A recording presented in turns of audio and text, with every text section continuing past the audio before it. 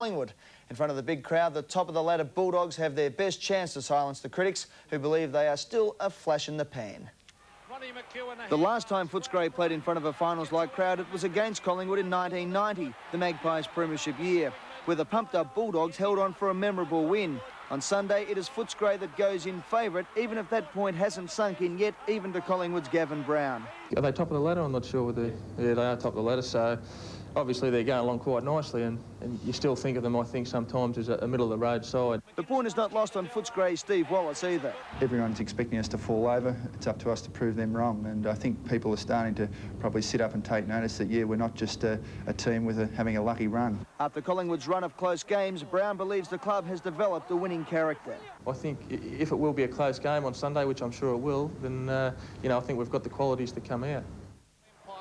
At Waverley Park, the scene of last year's grand final, West Coast, after waiting 14 rounds, finally get their chance at Hawthorn again. After losing the 2 games that count in September, after being on top all year, the Eagles and Hawks go into this match with plenty at stake after patchy first halves this season. The injured Glenn Jakovich summed up the Eagles players' feelings about this game. Sunday I've been thinking this morning just why it happened this week. I've waited 8 months to get at Hawthorn. Former West Australian and last year's Hawthorn best and fairest Ben Allen expects the Eagles, especially after last week's loss, to come out hard. I think it'll be a physical game, particularly it's a bit damp there at Waverley, so it'll be a bit of a dogged game. Another vital match is tomorrow's Princes Park encounter between Carlton and Fitzroy. The Blues sit 5th at present, but are under pressure to hold their spot, while it's do or die for the Lions, who must win to stay in the hunt for the finals.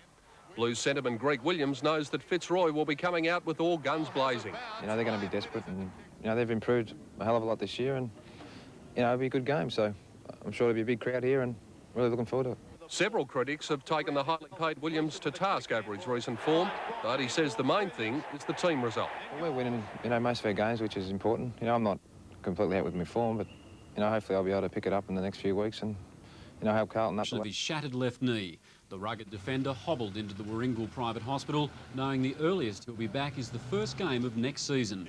He tore ligaments last Sunday after falling awkwardly during the Magpies' win over West Coast, and the surgeon's prognosis isn't good. So hopefully it's not as bad as he says, but he said it couldn't get much worse.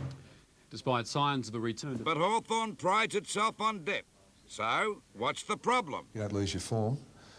You just lose your, the ability mentally to go on, and we lost it in that period. We threw the game away against Adelaide.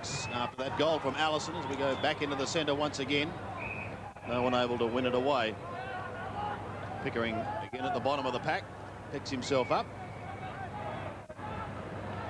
and another one still virtually in the middle. A big congestion of players. Kick off the ground will suffice. Both sides wanting to get that ball forward. Umpire must surely ball it up. And that he does. In runs Hayden Kennedy. That's what he'll do. Saw a bit of classic ruck work there from Mashenko and Rendell. They ran into